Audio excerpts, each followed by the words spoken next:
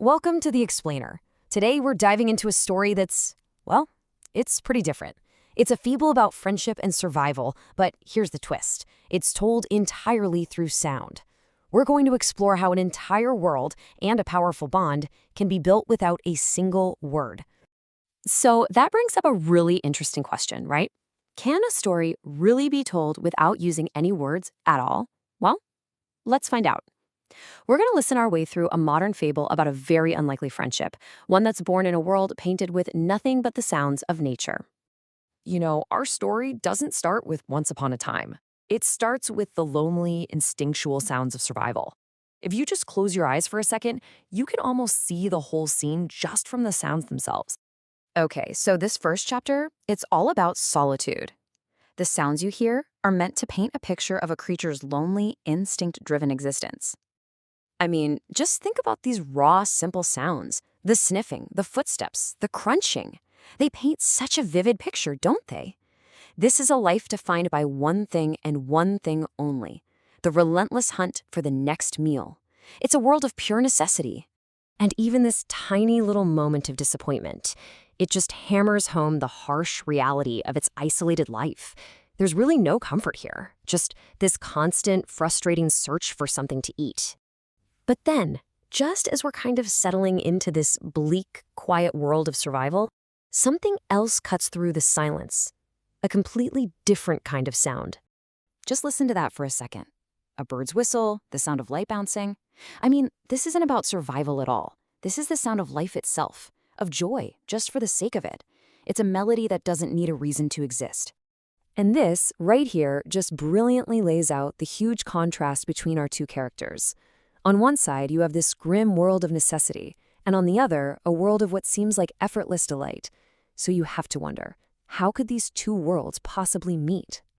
So let's hear how these two completely different worlds, these two totally distinct soundscapes, actually start to weave together and create a single harmonious melody. You can hear that this friendship doesn't just happen overnight. It's built note by note. It all starts with the fox's curiosity, being drawn to the bird's song. Pretty soon, their footsteps and wing flaps are in sync. But the real turning point is that act of care, the fox offering a berry, with that gentle music kicking in. It tells you everything you need to know about the shift in the fox's world. And just like that, the entire soundscape transforms. Instead of that tense quiet of the hunt, we hear music that tells the story of a whole day spent together. See, the world is no longer just a place to survive, it's become a place to share. But you know how these stories go. No fable is complete without a trial. Their newfound harmony is about to be tested because the world outside their friendship is still very, very dangerous. And boom, just like that, everything shifts. The second that dramatic music starts, you know their peaceful day is over. The whole mood just darkens instantly.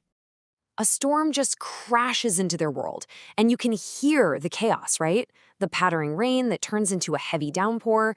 Suddenly, nature itself feels like a threat. And then the real threat appears. It's unseen, but its presence is announced with this one single terrifying sound. That roar promises violence. This is the shadow that's been looming over their world all along. So this is the crucial moment. And what's so incredible is that the entire frantic fight for survival unfolds in this symphony of desperate sounds. The fox's growl, the bird's gasp, the heavy flapping of wings. It's a whole battle, painted entirely with sound. So after all that chaos, all that fear and the storm, we're left with silence. And it's in that quiet that the true nature of their bond is finally really revealed. You hear that sad music as the bird's flock just leaves it behind. And for a moment, it really seems like the fox is destined to be alone again. But then, a choice is made, and it's communicated with just one soft sound. A light thump.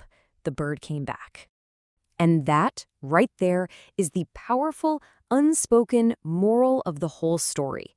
Even though not a single word was ever said, the fable leaves us with this really profound lesson about loyalty and the courage it takes to stay. Their bond, now that it's been tested and proven true, brings them back to this shared, peaceful rhythm.